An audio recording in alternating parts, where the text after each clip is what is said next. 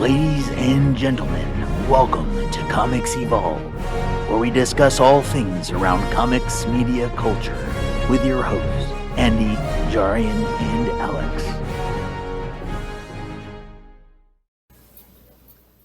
Welcome to Comics Evolve with myself, Andy Stead.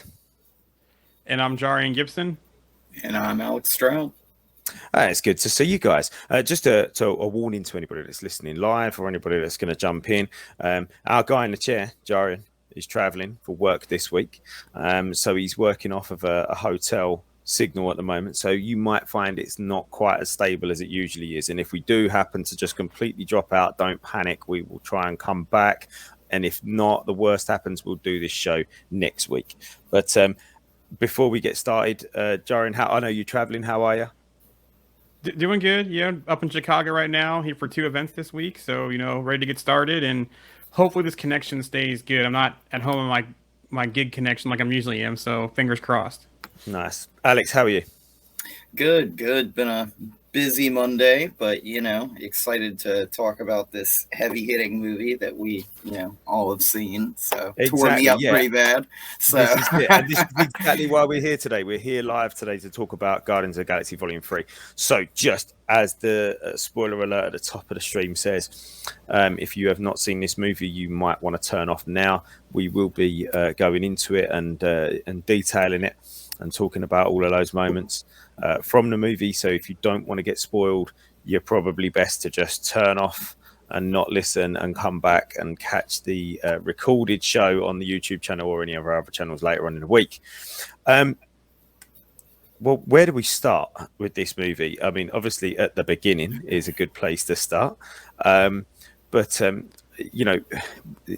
I think there was lots of expectation coming into this movie. Lots of expectation for lots of different things, and we'll go through it. We'll unpack it as we go through. But at the beginning, we found Peter just in a mess, really, isn't he? He's in a total mess. He's not happy. He's obviously. They say he's getting drunk again. It's happening over and over again. So he's just not in a good way after not finding Gamora. I don't know. And then it all just sort of kicks off very quickly, doesn't it? Did you also notice, too, the new Marvel Studio intro? It was all Guardians. Yeah, loved it. I quite liked it, actually. It was a nice little whistle-stop tour through the Guardians in the MCU, wasn't it? Like they had moments in there from all of their appearances, from their own movies to the special to Endgame and Infinity War and Love and Thunder. So they was all in there from, little scenes from where they was from. But yeah, Peter, it kicked off very quickly. I wasn't expecting to see Adam Warlock as quickly as we saw him. It was like within 2 minutes, that's it, he was there. Right, like I showed up I think like a minute or two late, and I was walking in the movie theater, and like I'm seeing Rocket like in his room or whatever, and I turn around to sit down, and then all of a sudden I look in front of me and I just see him holding, like Adam Warlock's holding Rocket, and I'm like, what just happened in like the 2 seconds that I just turned around? But like Adam Warlock like kind of came in really fast. I love that first fight scene with Nebula with the cannon, and she puts on the jetpack and flies up there and everything. And she has one of those great moments where Adam Warlock just like breaks her into pieces, and like that Wanda kind of horror movie moment, she puts herself back together, and then it just gets right back up and goes right back at him again. So I really liked that. I was really surprised to see how quick Adam Warlock just kind of like turned tail and ran. Like I know he was stabbed by Nebula, but it just seemed like that fight got ended pretty quickly there on nowhere. Well, I wonder if it goes to how Adam's state, I guess you would say his mindset is, because basically, looking at Adam Warlock, he came in hot, but then we kind of find out he was brought out of the cocoon too early. He had the mindset of a toddler, and hopefully they grow on that role and he matures as we see him more in the MCU. Yeah, sure. Yeah, I need that to happen. I loved his power set. I liked how he looked. I thought it was excellent. I loved how, how he uses his powers as well. And like it's almost like he's got rockets on his feet, but he's not. It's just coming out of him. I thought it was great. But I get that he came out of his cocoon early. I understand that. But he wasn't just young, he was moronic. And I was like, you didn't need to do that. Like, he didn't need to be an idiot. He could have just been young. Do you know what I mean?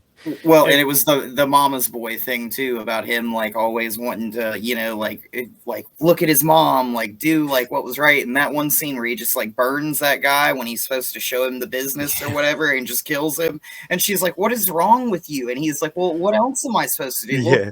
You know?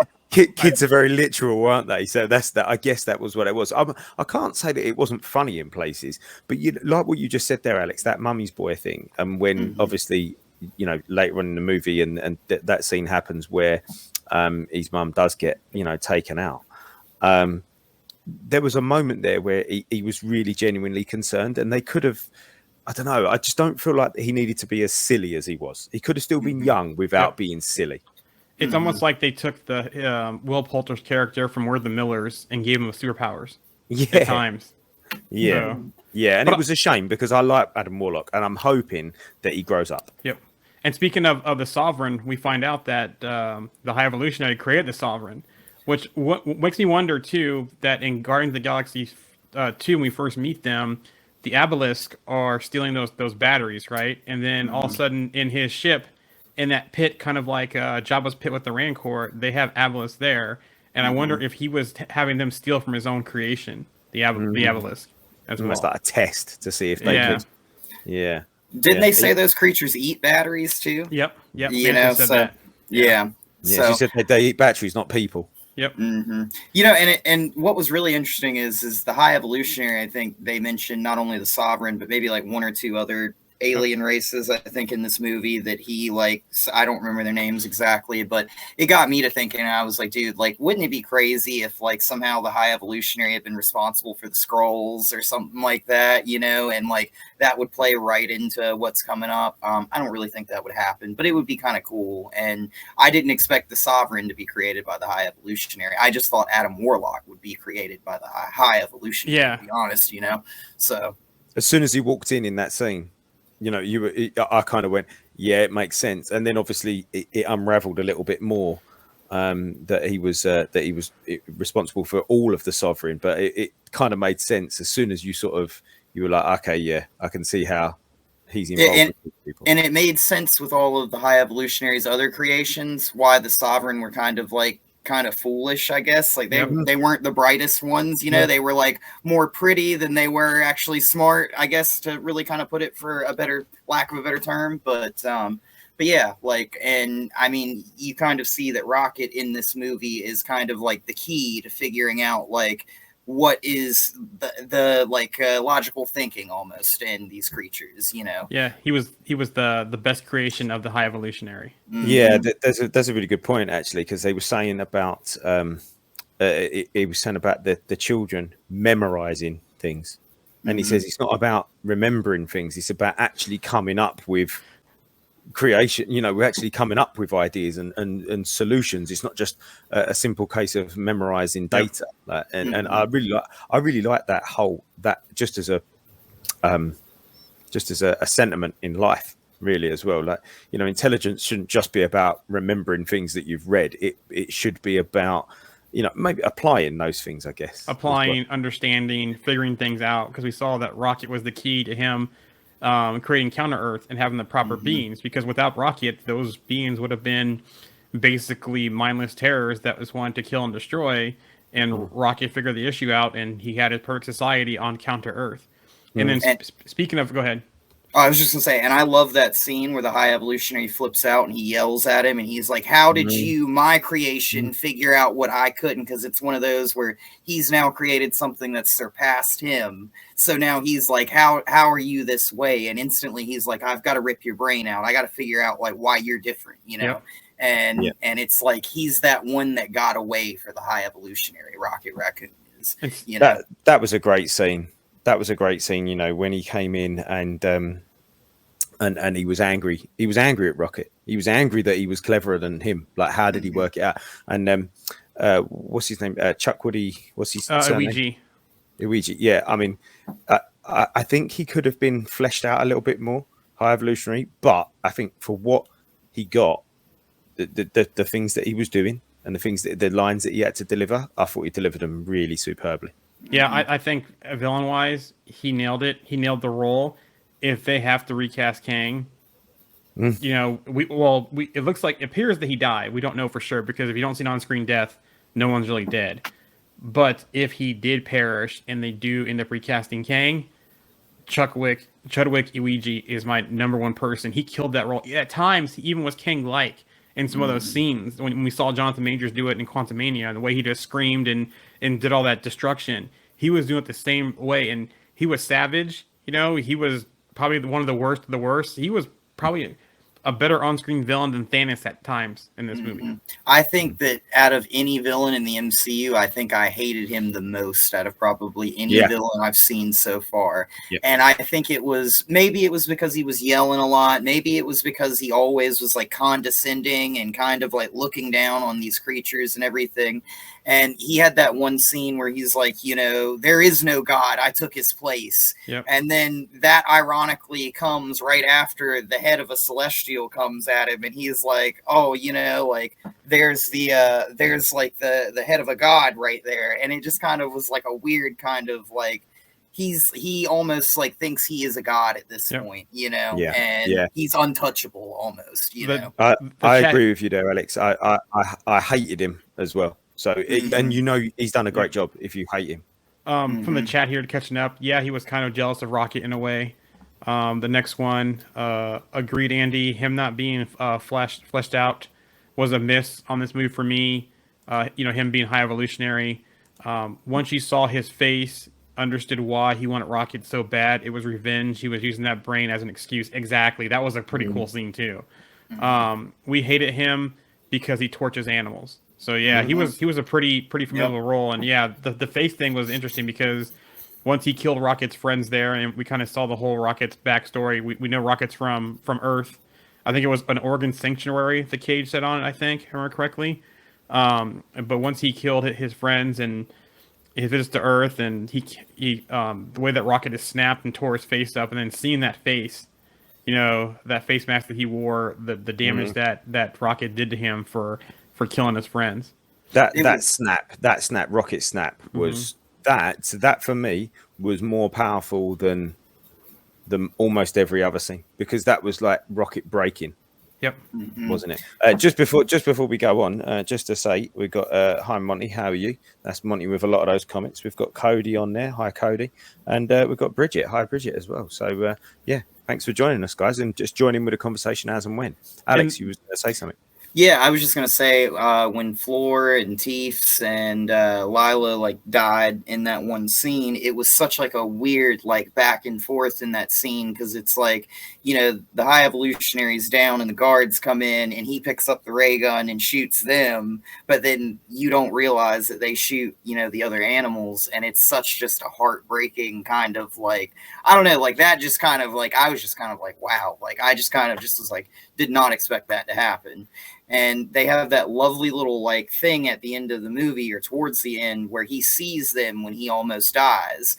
And she's like, you know, the hands that made you were being guided by somebody else. And I thought that was a very, very interesting line that they included in this movie. Another thing too, I can't remember who said this, but someone said in a line in the movie, what happened to Rocket was worse than Thanos did to Nebula. And that really I think she said that. Okay, she said that. Okay, yeah. Nebula said that. Yeah. I see Darth Gorokon. That really hit home there. Yeah, it did. Darth Gorokon, how you doing? Nice to see you again. Just bear this in mind. This is a spoiler show for Guardians 3. So if you want to hang around, then feel free. I can see your second comment there. It says, "Is it worth going to see?" It is certainly worth going to see. Yeah, but just bear in mind, if you go and see it after you've listened to us, we're going to be talking all about it. So just be careful. And then another chat here. I'll comment from the chat. Anyone get Red Skull vibes from his face? Yep. That's a good point there. From, you know, the way it looked after the mask came off, and Which I love that, by the way, that he was wearing a mask, because it meant that he carried the scars of what happened with Rocket all this time. So not only was he like bitter, like inside, but physically he was bittered by like what had happened in that situation. So it's a nice little like story kind of mesh, I think, there, you know? Yeah, sure.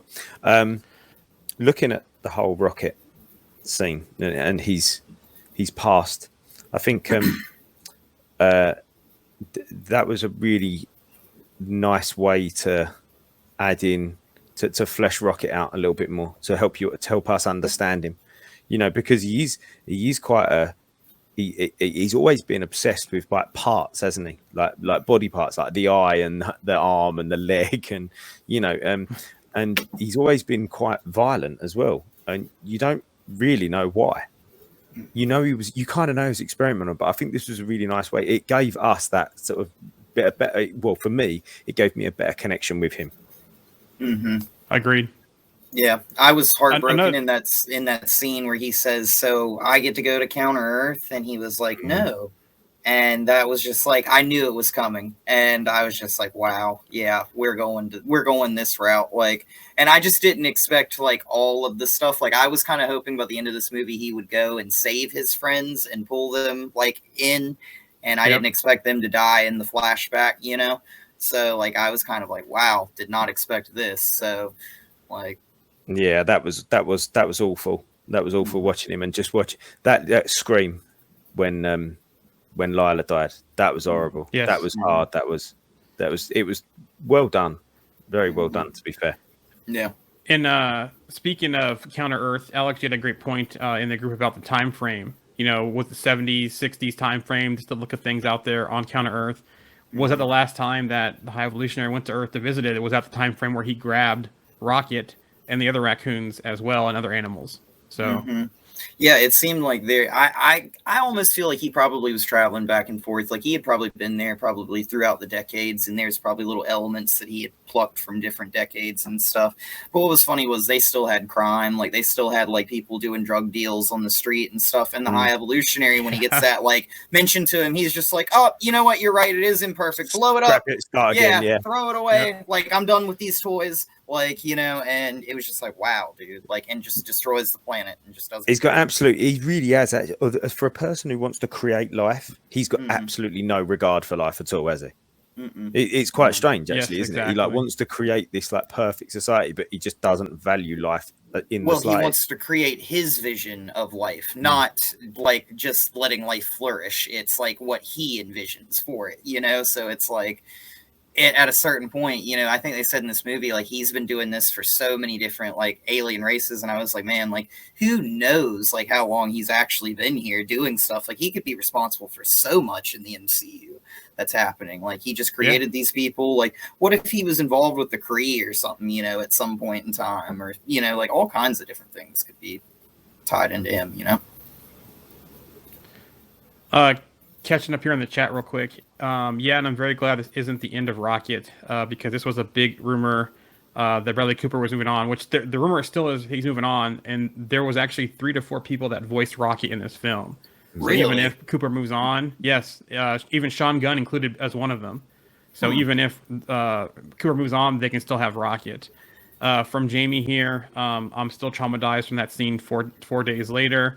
And then as far as the time frame, I got slightly more of an early 80s vibe than 70s about Counter Earth. Yeah, that's a good point. Late 70s, early 80s. Yeah, that's a good one. Go on. I want to say Groot as well in this film. Once again, Groot is MVP of the film. Doing the stuff. He had the hidden guns. He had times where he had the quicker regrowth. You notice that he went down to his head. He grew back. He even grew wings. And we got some things reminiscent of Groot from the first Guardians film when they got on Ronan's ship and we're doing the fighting there. So a lot of flashbacks here with Groot, and then just showing some continued growth of him as well. Yeah, and we got Kaiju Groot. They want him to go Kaiju. Yeah, brilliant. And then, absolutely brilliant. Yeah, and at the very end, we got Mega Groot. At the very end, honestly, in the end credit scene. See Groot in the books, he's I'm calling him gnarly Groot, because he's a lot more weathered, I guess, isn't he? He's quite gnarly. Everything's gnarly about him, and we saw this. Like, the Kaiju Groot was a little bit like that, and the new, in the end credit scene, he was like that as well. And I was quite pleased because in the special, in the Christmas special, I didn't really like the way he looked. He was it looked weird. He had this kind of buff body and then this sort of child's head on top, and it kind of I I didn't like it, and I was a little bit worried that I wouldn't like Groot in this movie. But actually, he was quality. I actually really, really enjoyed Groot in this whole movie. I think everything that he done was excellent. Mm-hmm. So just going through the movie again, Gamora. She's been off with the Ravagers. She's come back, and it's amazing, isn't it? What just a few decisions can do to you, because she's like a completely different person to the person that had lived with the Guardians. You know, that person that Thanos threw off the cliff on Vormir. This is like a totally different. I mean, obviously, it is a different version of her. I know that. But it's amazing, like just one or two decisions in your life, one or two different things that can go wrong can just push you down a completely different path. Like, she's really hard, isn't she? She's probably harder now than what she was when that split happened in the timeline. Do you know what I mean? Yep. Does that make sense? Mm-hmm. Yep. Yeah, I feel like part of that has to do with, like, she never met Quill, and Quill probably was the one that made her softer. Yeah. You know, like, probably. So, I mean, yeah, exactly. So it's kind of like that, like, she never met him. Like, she still had Nebula, but Nebula and her relationship never changed in this movie. They were exactly the same. Like, I love Nebula throughout this movie because all she did was grunt and, like, complain and be like, oh, can you please just, like, stop talking? And I'm like, yes, please, like, stop, you know, like, because it was just so funny. But yeah, like, I think that Gamora, like, I thought that by the end of it, they show that she has, like, a new family with the Ravagers, you know? And which, really interesting, the red guy looked like he was using magic. I don't know if you guys caught that. He portaled into the ship, and everybody came through portals and everything. I thought that was really interesting. And yeah, she's got, like, a new family now. So it's almost like they kind of are like, she's done with the Guardians, and she's going to go do her thing now, you know? But you did notice, too, though, the longer that she stayed on Counter-Earth on the Bowie, as she was looking through Quill's stuff, she was softening up a little bit. You know, and you saw some of that as she saw pictures of him and some of that stuff. So she had that. Yeah, but yeah, speaking of the grunting thing, I loved her and Nebula's greeting to each other. They just grunt at each other. You know, that dynamic between those two is one of my... Yeah, just grunting back and forwards. Has Jarian gone? Hopefully he'll be back in a minute. Yeah, so again, moving on through the movie, looking at a few different things that happened. The Drax, Nebula, Mantis dynamic, the three of them spent a lot of time together, didn't they? And I really like Drax in this movie. I just feel like they missed the boat with what they could have done with him.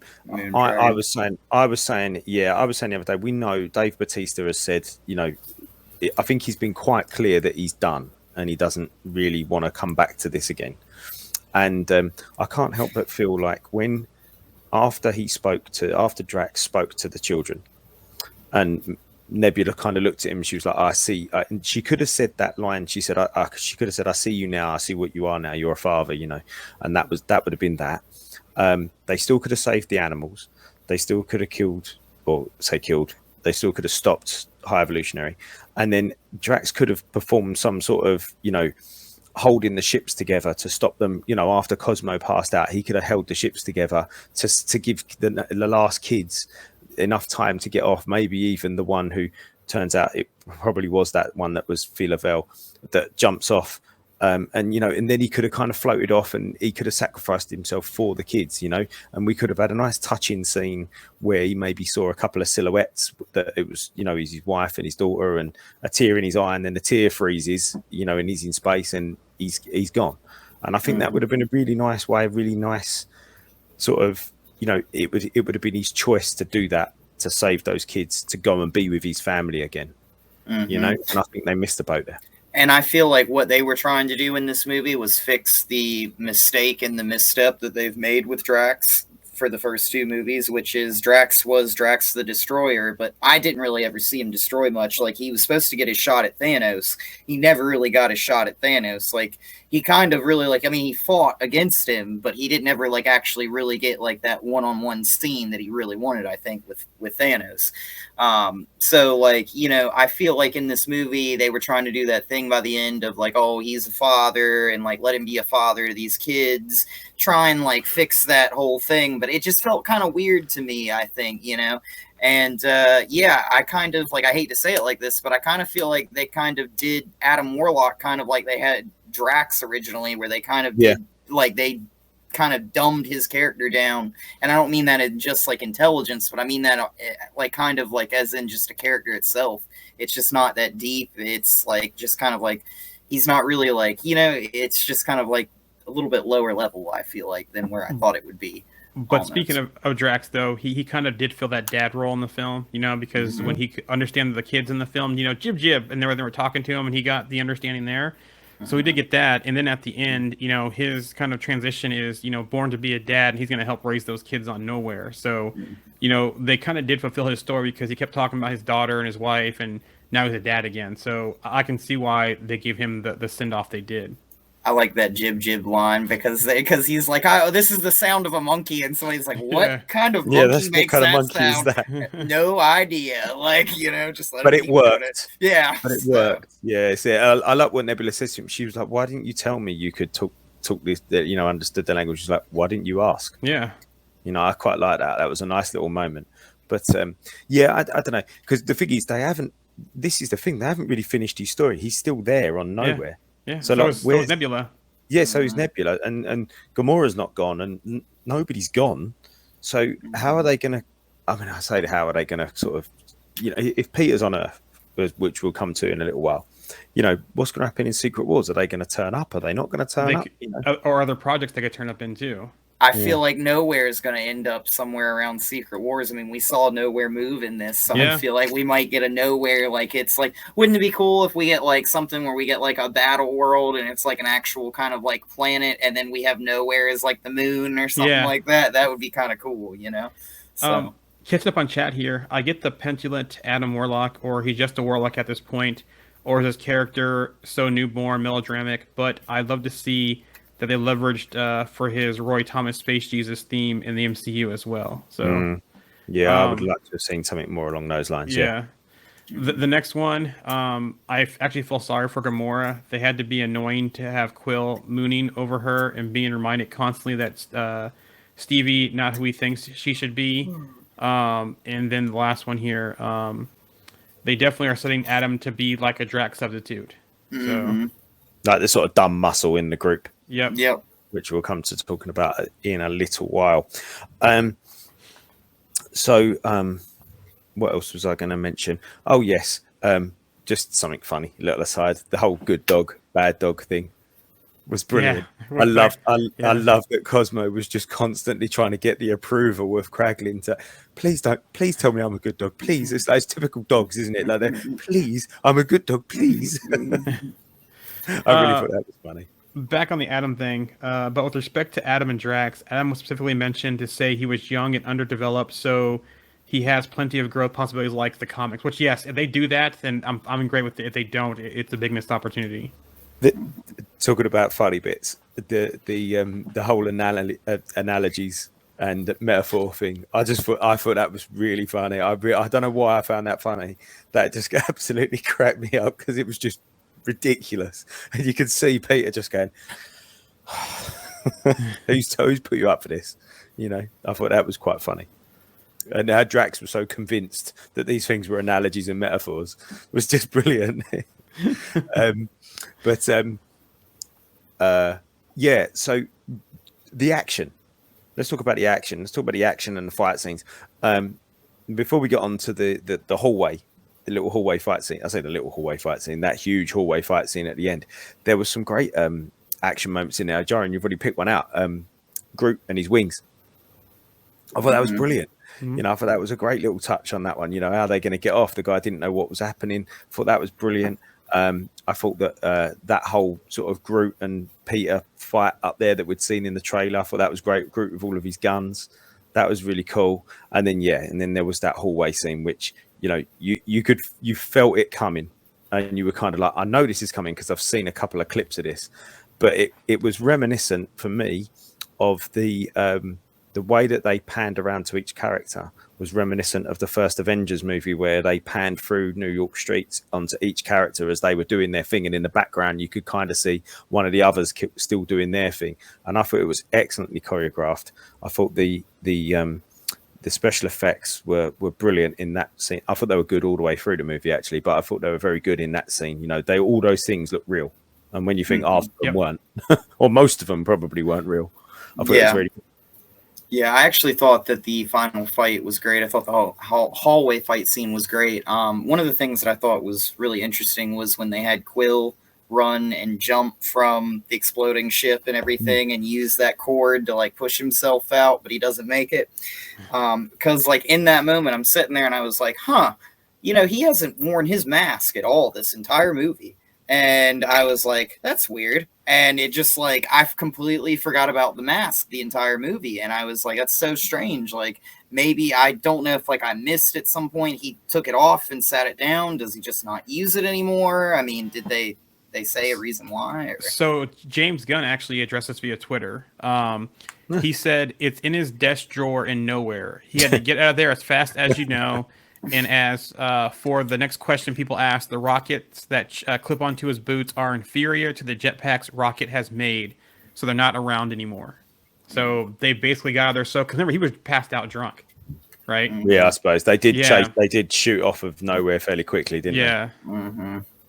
Yeah. Okay. All right. Well, I mean, that's a bit. It's a weak. It stayed behind his ear all the time. You know what I'm saying? Like, it's not like he could leave it there. Yeah, and he could just leave it there all the time. He could go to sleep with that, and it wouldn't bother him. Like, I just find it kind of weird. Yeah, you know? But it's not the best explanation, but it's an explanation. Yeah, it's an explanation. I did feel that I don't know. Was it necessary, or was it necessary for Adam to then have to go and get him?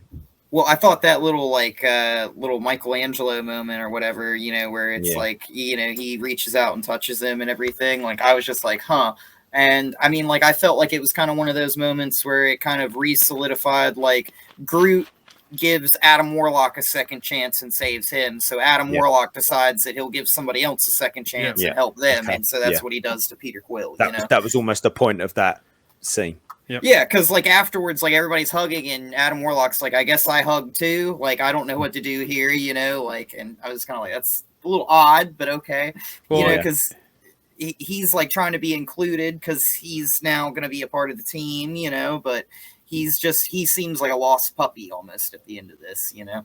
Well, his whole world was Aisha, right? That was his mom. That's where he saw her, and then once with the actions of the High Evolutionary did to kill her, it's all of a sudden that's what turned him right there. And then seeing that other people, even though that he was mean to them and trying to kill them, still had compassion for them, that finished the turn for him to be under the new Guardians team. It was that everyone deserves a second chance line, wasn't it? Yeah. Yeah, sure.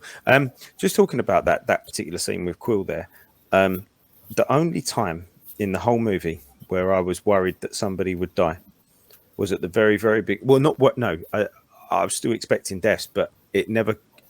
You feel it, don't you? Sometimes you can feel it's coming, and the only time I ever felt it was coming, like, I wasn't worried for Quill. I was like, I don't think he's going to die here. This isn't important enough. Do you know what I mean? It was right at the beginning. It was right at the beginning when Rocket. I thought he was going to die there and then the whole time we was going to see Rocket throughout the movie would have been flashbacks.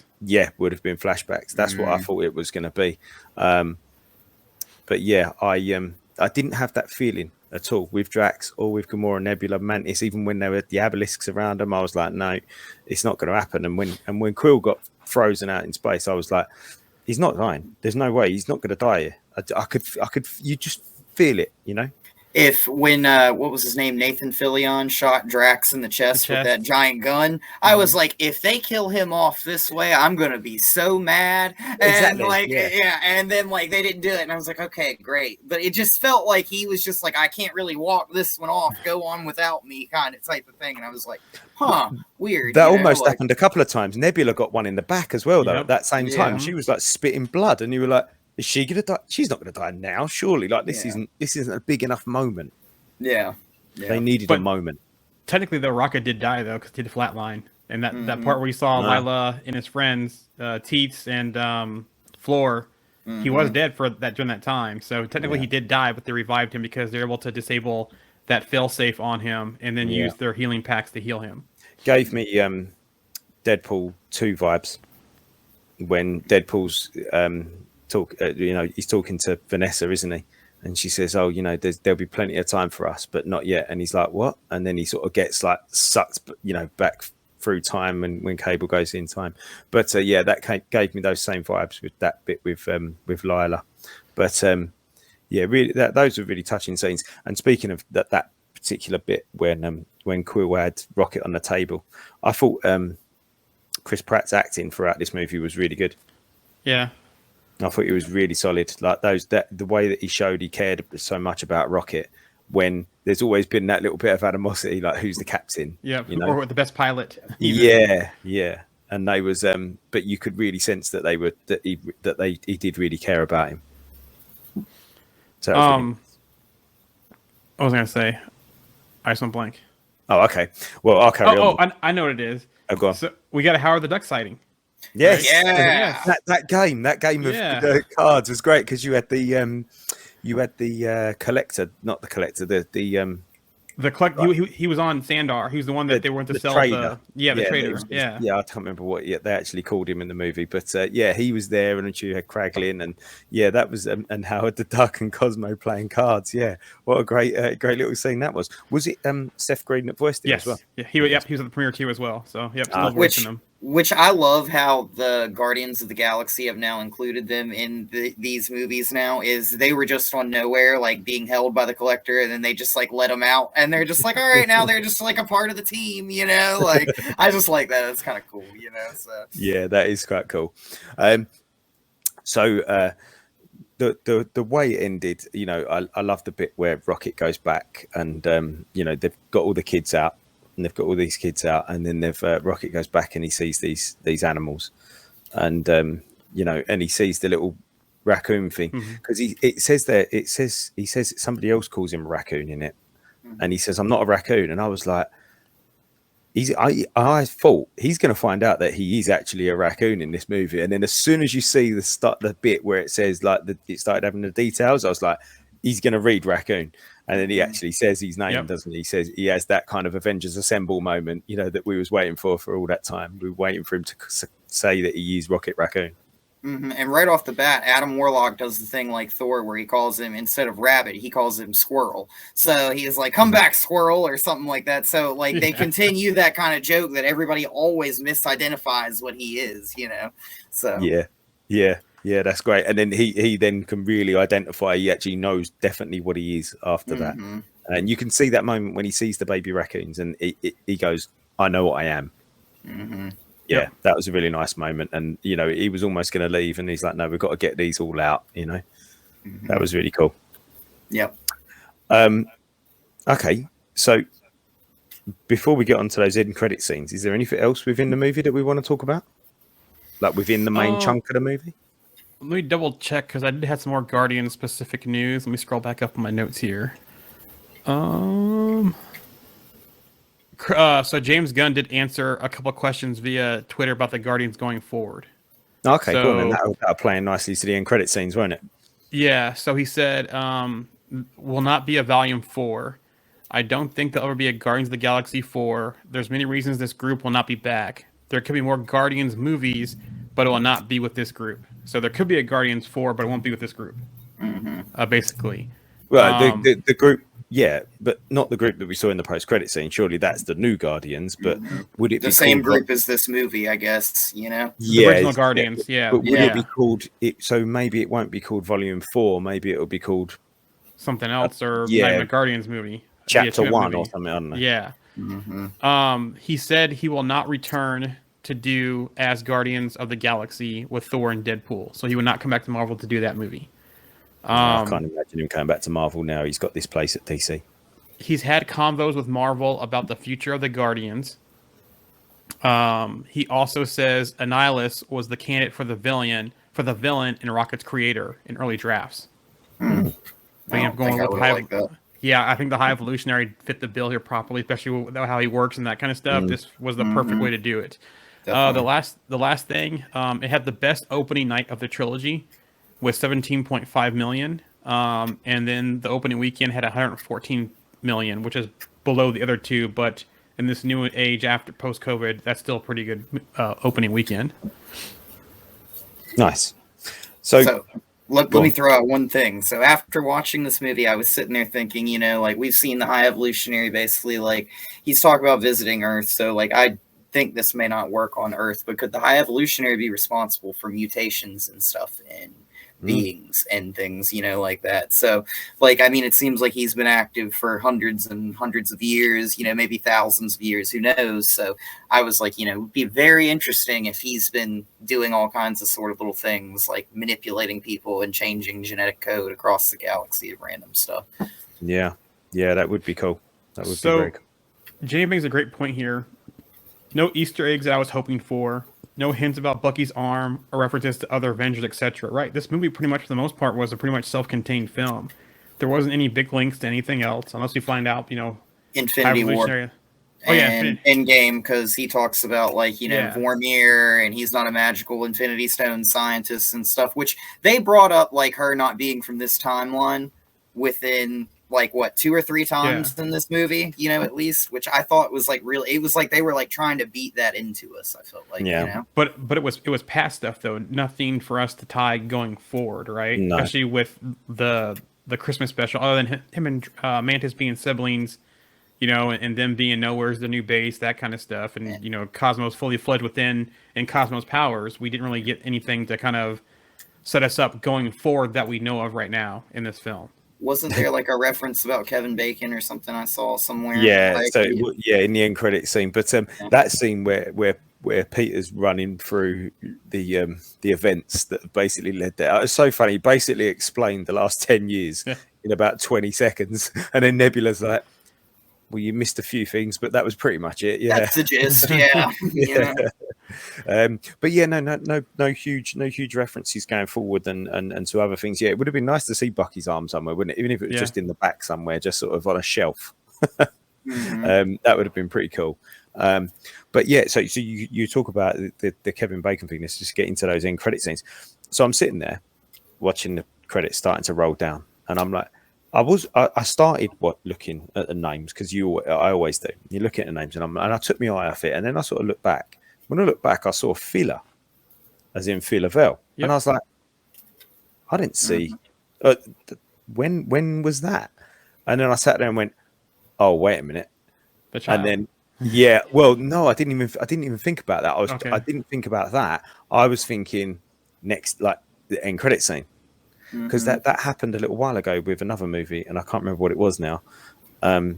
It was, I'm going to remember it in a minute. But yeah, and then obviously the end credit scene happens, and we see one of the kids, and you know, Rocket obviously name drops her, and he says, "Fila, what's your favorite song?" But yeah, that end credit scene, that first end credit scene.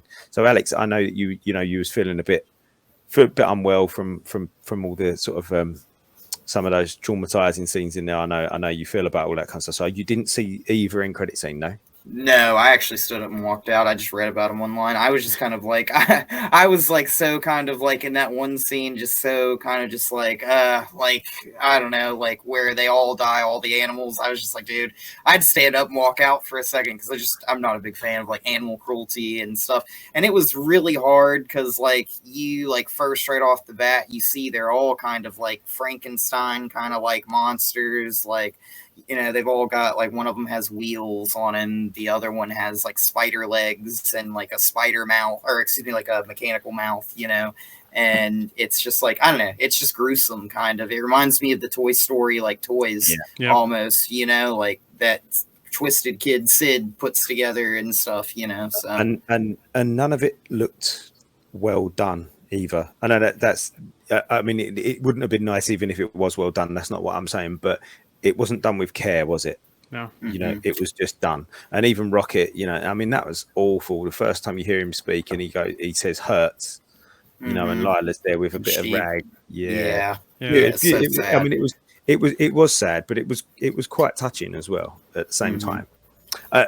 Anyway, rewind, fast forward, back to that end credit scene. So yeah, you've got Rocket, you've got Adam Warlock, you've got Fila, and you got Cosmo, and you got Kraglin still there as well. And then you sort of sitting there thinking, where's Groot? And they sort of talk about their favourite songs, what's happening, where's Groot? And then all of a sudden Rocket goes, come on, they're here, and he sort of nudges them with his elbow, and then Groot stands up, and you're like, Oh yeah, here he comes, and he's just this huge Mm-hmm. unit of a Groot. That's fantastic, and then they all run off, and Fila kind of pushes her arms down, and then her arms glow a little bit Miss Marvel-esque, you know, like she's wearing bands, but it wasn't There's like no she hint was of the wearing bands. bands. Yeah. There was no hint to bands, no. But because obviously she's Quasar in the in the comic, she's Captain Marvel's daughter, who was kind of she was like imagined, weren't she, by her brother or something, wasn't she? I think, if I remember correctly. But a really interesting character, Philavel. I think she's a good new character that's in the MCU, a really current, modern character. So it's good to see that they're bringing her in. Obviously, her origins are going to be slightly different, but that was cool. I was going to say, did they say that she was Kree in this at all? Did they say that he was like manipulating Kree DNA or anything to create? Okay. No hints Come there at from all. nowhere. Come from nowhere, didn't it, Jaren? You just all of a sudden you're like, boom, there she is. Oh, Phil, what's your favourite song? And you're like, oh, okay. Well, she was the main Jib there, so we got some hints of their creation, but yeah, he basically created them from scratch. It seemed like, but no hint of having powers or any kind of thing special. More like Andy was saying earlier, where they could just memorize and repeat and redo stuff. And so it'll be interesting to see how that plays out going forward as well. Because right now, if you look at the team, Fila and Adam Warlock are the two wild cards, right? We know Adam has the goods, but Adam is still basically an infant growing. And Fila Vel, it's like, if that's really Fila Vel, there needs to be some more things fleshed out with her there. Yeah, for sure. And then the second end credit scene, obviously you saw Peter go back to see his granddad Alex, and then the second end credit scene was where they hinted the granddad's reading a newspaper at the breakfast table, and on there it says about Kevin Bacon spills the beans on his abduction. But I found that really interesting. I was sitting there thinking, what are we going to see here? Because then they start talking about somebody cutting the grass, and there's like a 44-year-old son sitting on the porch watching his mum cut the grass, and I just got this idea that that's Richard Rider, and then you've got Peter Quill and Richard Rider, who are going to be like next door neighbors, almost like not knowing who the other one is and not liking each other, but being the exact same person almost. And then they're going to go and they're going to kind of realize that, wait a minute, you're a Nova, and he's like, oh, and you're Star-Lord. Oh, okay. And then they kind of link up, and we get a project or a series. And obviously it does say that Star-Lord's going to return, or the legendary Star-Lord will return, which is really interesting, because I thought Chris Pratt was going to be done as well. Could that also be Sam Alexander, the 44-year-old son? He's a bit old. I always envisioned Sam Alexander as a younger. Yeah, but you know they change things up. You know, maybe that's the kid. His dad's gone, so it's just him and his mom, and he got his dad. You know, the powers, that kind of stuff. So, or because if I remember rightly, reading Sam Alexander's origins in the comics, his dad was he wasn't a drunk. Well, no, I think he was a drunk actually, and he was a Nova. His dad was a Nova, but nobody believed him. Because everyone just thought he was like a washed up drunk who was crazy stories, and nobody believed him. Maybe that's the 44-year-old son, and Sam Alexander is the 44-year-old son's son. Yeah, that could be it too. That's a good thought. Wouldn't it be interesting if just like he's just Peter Quill's neighbor, and then just one day he just gets bestowed the ability of the Nova, and then just gets taken off into space, and they're like, "We need what just happened?" And Quill's like, "I'll go get him," and then that puts them off on like an adventure. You know, like those two together, kind of type of thing. What if some way that John C. Reilly's character shows up? You know, he could be out there floating in space. All of a sudden, he just shows up and, like you said, bestows him with the powers of the Nova, and that's what we do. Because if you think about it, the legendary Star-Lord will return. So what are our thoughts here? Secret Wars, a Nova-related project, like you just said, Andy. He could rebuild the Nova Corps, because remember I mentioned before that they could bring Star-Lord back and make him more Scott Summers, more Steve Rogers, more leader type, less comedy, more business, military style, and he could rebuild the Nova Corps. Team up elsewhere, or could they do a Star-Lord solo film as well? So I feel like they have to do a team up somewhere else with Star-Lord, you know? Like, I feel like it would be kind of weird to see him just in a movie all by himself, you know? But I agree. Him back on Earth, you know, or maybe we see him Captain Marvel, or the Marvels movie, maybe. My son cameo. my son said we should, that he said, how they did the I Am Groot shorts, Dad, and I was like, yeah, and he said they should do like Peter Quill, like call it Peter Quill Terran or something like that, and just have him like 2 or 3 minute videos of him learning how to drive, how to swim, but all of these silly little things, like just human things, like earth things that he never would have done before, but he's learning now as as an adult man. Well, I'll tell you what's interesting is Peter Quill's half celestial. Now we've got a giant celestial sticking out of the earth. So, like, I would love for them to be like, hey, Quill will be like, maybe I'll go poke around over there and go climb on that thing and see what's going on with that. Actually, he's writing something, so it's not my notes, but another thing that Gunn said on Twitter is that the celestial stuff's gone. What does he mean by that? Basically, because with just like Ego said in the movie. Oh, his power is gone. Yeah. But I mean, he could still be interested in the celestial stuff because he was like, Earth has a celestial come out of the crust right after he defeats one in the second movie. That's a planet. It's kind of like maybe it reignites something in him. That could too. Maybe it reignites something in him. I figured out who the other person was now. It was after watching the latest Ghostbusters movie. And then looking at the credits, and then Sigourney Weaver was in the credits. I was like, she wasn't even in the movie. And then literally 2 seconds later, she appears in the post-credit scene. Yeah, I was like, I was just been sitting there the whole time in the back of my head while discussing this movie, trying to figure out where this was, and that's what it was. I also wondered too where this movie sits in the timeline, because so far the only reference you mentioned, the Celestial, to Tiamat, the only reference we've got so far is from She-Hulk. Right, and from the newspaper. So I wonder where this movie is going to sit in the timeline. So I'm guessing if obviously, so if the Christmas special was at the same time as like the Hawkeye and the No Way Home Christmas, then we had because Eternals was just before that, wasn't it? Yeah, and then you had Hawkeye and No Way Home there, and then She-Hulk after that. I should imagine this is taking place at the similar sort of time as She-Hulk, maybe. And time works really funky with space too, so I mean they could kind of put it kind of wherever they want to, to be honest. This movie did seem like it happened over a very short amount of time though. Like the actual movie itself, didn't it? Like it was 24 hours, straight through. Warlock comes in, and that moment Warlock comes in, they're straight off on the ship, and it was like a day, maybe. From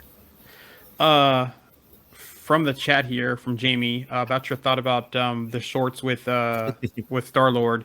That sounds like Thor's adventures during the one-shots with the roommate. Daryl. Daryl, that's him. I was just his name. I was going to call him Darren. Team Thor, me and Daryl.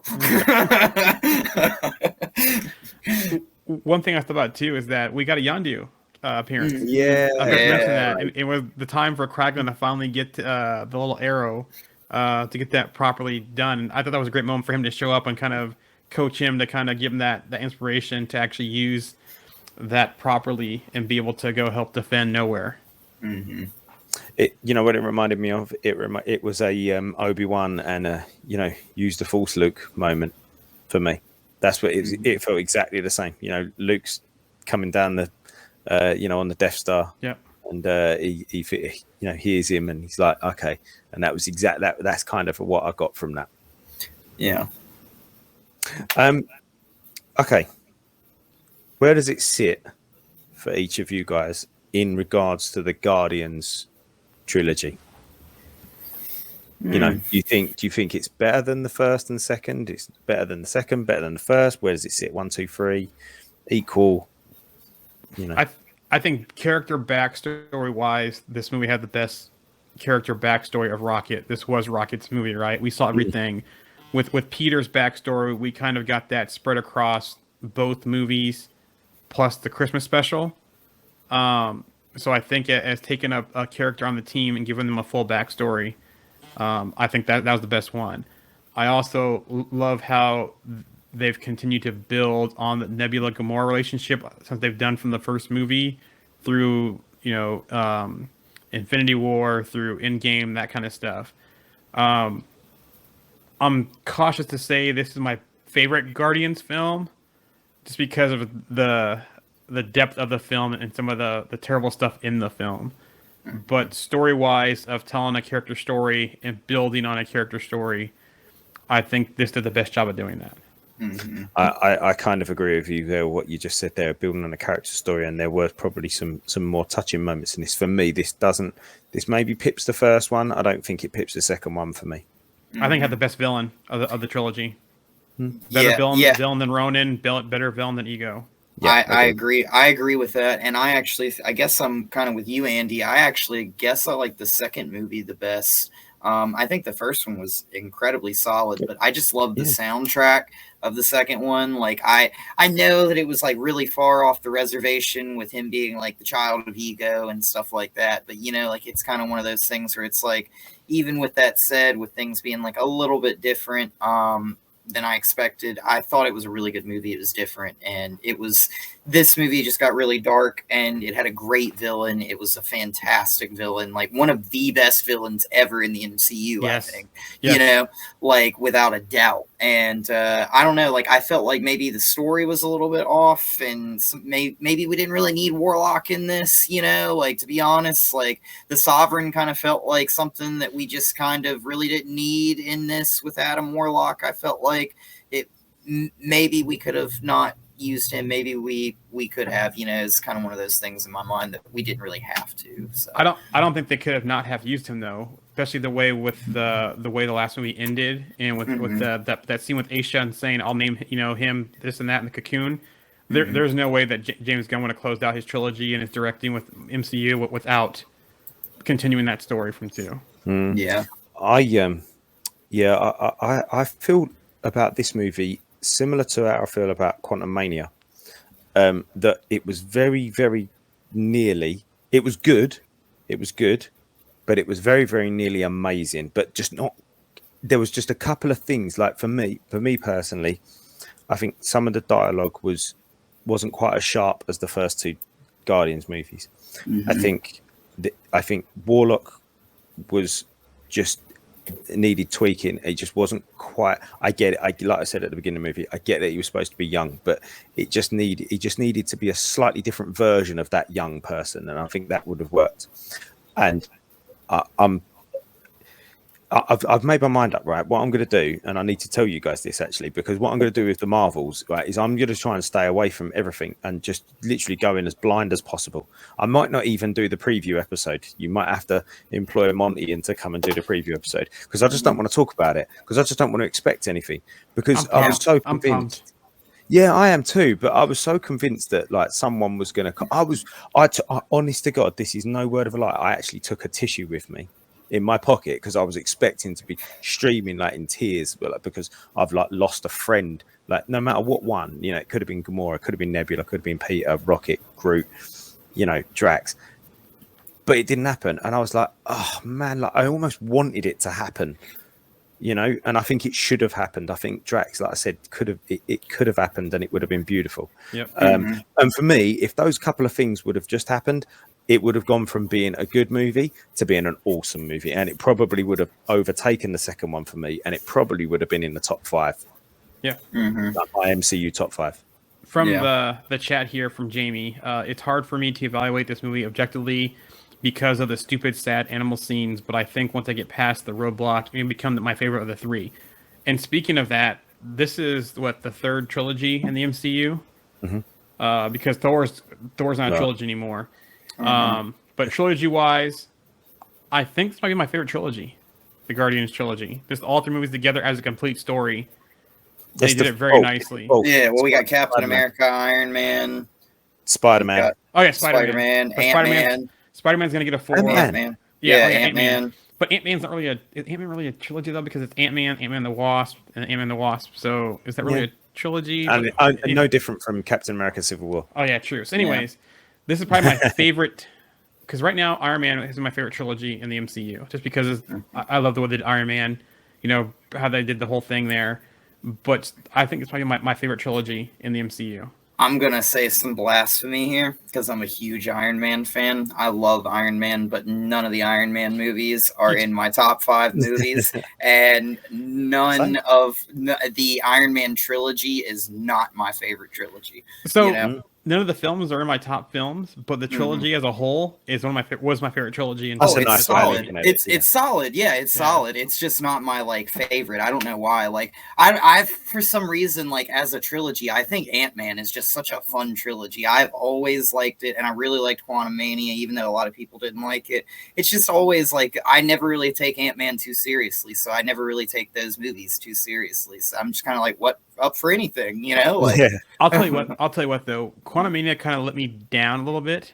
You know, I liked the movie; it was enjoyable, but it wasn't as high as the other Ant-Man movies for me.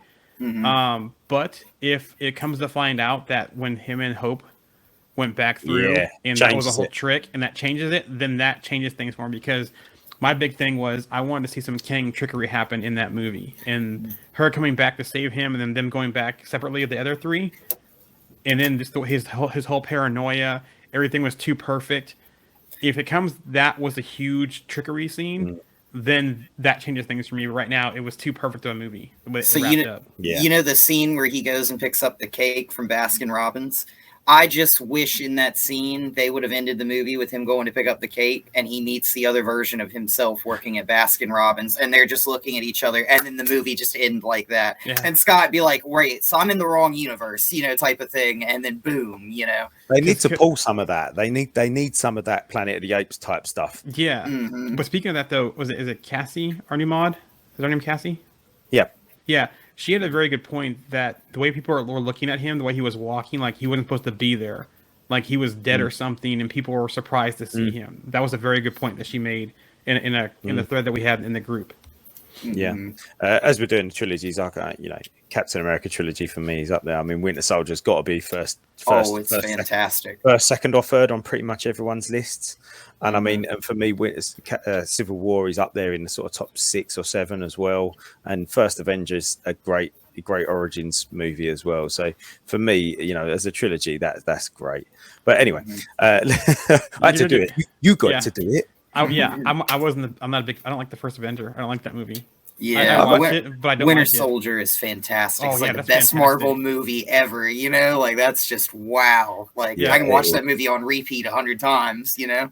You know what? I always judge a value of a movie on if it's just on the telly. When I'm flicking through, because live telly happens. It's not just all streaming these still. But when you sort of flick it and you're like, oh, Winter Soldier, I'll watch it. No matter what point it's on, I'll just watch it from that point. And there's probably only about 4 or 5 movies that I can do that with. Otherwise, I have to kind of go, I'll rewatch it. But sometimes you just don't have to. And it's not because you don't want to. It's you just don't have to because you know it so well and you're so familiar with it. Well, and I think that the beauty in like the Winter Soldier too was for me, like talking about the first Avenger, you have this kind of like thing where Captain America is kind of a man at a time. So like me looking at Cap, I'm like, it's going to be really interesting seeing how he modernizes himself into the MCU. And right off the bat in the Winter Soldier, he jumps out of a plane without a parachute. And I'm like, okay, yeah, that's good. Way to go, Cap. Like, and he climbs up the anchor and he takes down everybody on the ship. And I'm like, all right. Yeah, we're game on. Like Cap's good. He can Means handle business. the modern world. Yeah, he can handle the modern world, no problem. So yeah, I thought they did a really good job with showing how Cap, even a man from the 40s, can still fight in this modern world with all this future tech and everything. So. Yeah. They sure did. Yeah. There's one last comment there, and I'll let Jarian answer it because I know the answer what it is as well. But we'll catch up on this another time. Yeah, I do have news. There are 2 projects that are delayed right now due to the strike. Due to my connection and timing today, we'll probably do news Sunday. But just to give you a preview of what's been on hold, unfortunately, Blade is on indefinite hold right now because of the strike. But I do have some casting news on Blade. But we'll talk about that Sunday. The other one that I just found out today that got put on hold, let me pull it up real quick because I don't want to tell you the wrong one because I had a list of... Hold on 1 second here. I had a list of films updates on that. Daredevil Born Again this afternoon has been shut down. I think from what I read about that one, just really quickly before we close out, was that it was more just a demonstration at the scene, where they were doing it. It wasn't necessarily we're shutting down. It was just like they couldn't do anything because there was a demonstration. It wasn't that they couldn't because they didn't have the people. It's that there was a protest or a demonstration going on because at the venue. Yeah, because writing wise, that show should be done unless there are rewrites. Yeah, that should be done. So I just saw it was shut down. I didn't have any context, but that's good to know. And I'll follow back up with that on Sunday. Yeah. So was it keeping them from filming? So was it like keeping them from filming or keeping them from like writing future stuff? Keeping them from filming, I believe. I don't. To be honest, I don't know. It was production. Don't quote me on that. Yeah. So Daredevil was production got shut down.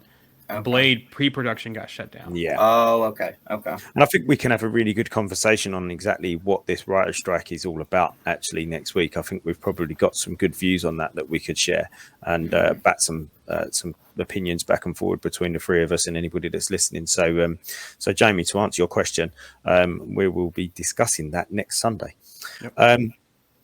Yep. Guardians 3. It was a good, solid MCU movie, a nice way to finish up that Guardians trilogy, even if there was a couple of things that we all sort of agree on, or some different things that we would have liked to have seen. You know, it's never going to be perfect for everybody, is it? So I think it was a good solid thing. I think we're done there, guys. Yeah. Do we want to rate it out of 10? Oh, go on then. Why not? Go on. Ooh, I guess I'm gonna. I just because of the animal stuff. I actually really do think this is a really good movie. Overall, it was very, very solid. One of the best MCU movies. I think it was just a little rough for me personally. That's my personal thing. You know, nothing I think that really I should put on this movie itself. But I would give it, just because of that and because of that bias, I'm gonna say a 6.